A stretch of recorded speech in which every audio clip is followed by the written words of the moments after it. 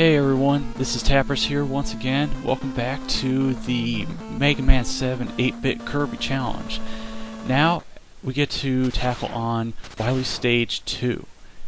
This time, however, we have to pick a new weapon. This time, I'm going to be using the old trusty Mega Buster. Now, technically, I do have possibly one other choice if this were the original Mega Man 7. However, I'll get to a reason why I didn't pick that weapon.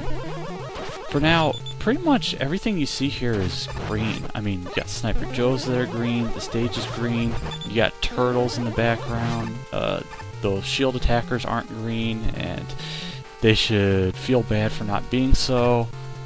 But yeah, the stage theme isn't quite as good as the awesomeness that was stage 1, but it's got that kind of hip feel with the clapping in the background, me getting hit by Sniper Joe fire, Sniper Joes on conveyor belts. You can make whatever motorcycle joke you want, but I'm not going to do it. So yeah, now we get to the mini-boss of the stage, Bass, again. However, this time he has actually a trick up his sleeve. This time he gets to summon the help of his buddy Treble, or Gospel, or whatever you want to call him if it's a Japanese version. But despite being a transformed version, Bass Round 2 is actually much easier because you can easily manipulate his Buster Fire. You can get hit by his Rocket Punch because he decided to actually fire it off early.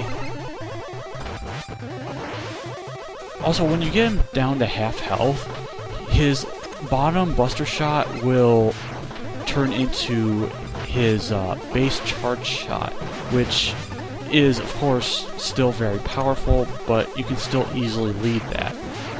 Normally, people would take on Bass with the Rush Adapter, but really, there's no need to. And with that, we don't have to see Bass ever again.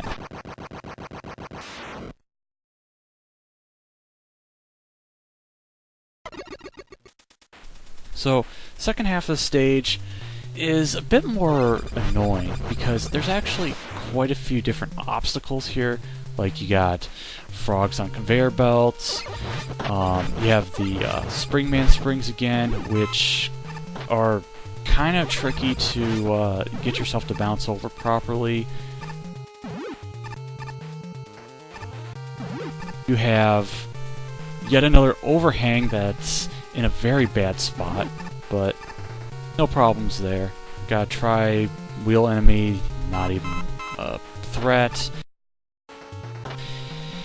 And get ready to cover your ears because this part is very loud, very obnoxious, and the jumps are really stupid in this part. I mean, look at how squeezed together they are. You have to listen to all this while you're trying to make these pixel-perfect jumps, which either require the slide jump, getting on the edge. Actually, you got a slide jump right here. I can't time correctly, and it takes me a few attempts to actually get it right. I should be skipping this part with the rush coil, but I didn't skip this particular part. However, this jump to the ladder is absolutely stupid. I've tried at least, 20 times, and not once have I been able to get that jump through the slide maneuver. So, rush jet away, or rush coil away. Let's get out of here. A few bubble bats that aren't a problem. Got a little health to fill up. Now, this stage is normally supposed to be conquered with the use of the Danger Wrap. And Bass, fortunately enough, is you can empty out the entire weapon on Bass as it does 2 damage, so then you would have to use that energy pellet to refill just enough for this boss, Gamriser.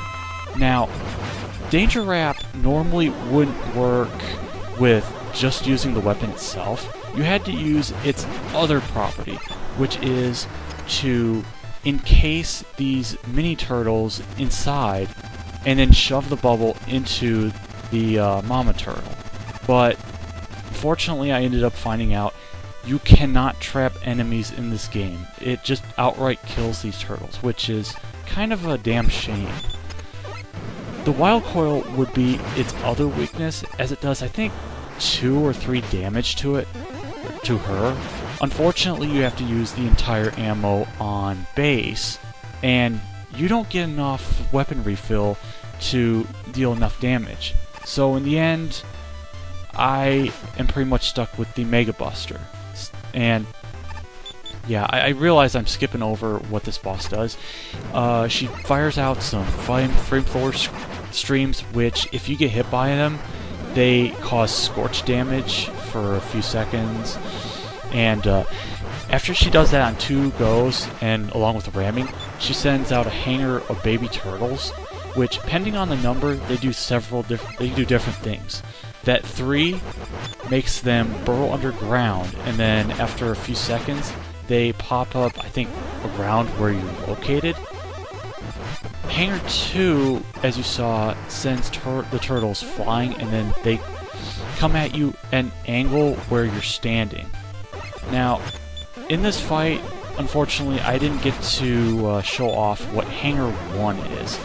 The baby turtles will come out as they usually do, and after a couple seconds, they just randomly spring up in the air, kind of like at Mega Man's height. Nothing particularly interesting, and the boss really is pretty easy with the Mega Buster. Using the other weapons, it's kind of tricky, but we don't have to worry about it now. So, this has been Tapperus, signing out.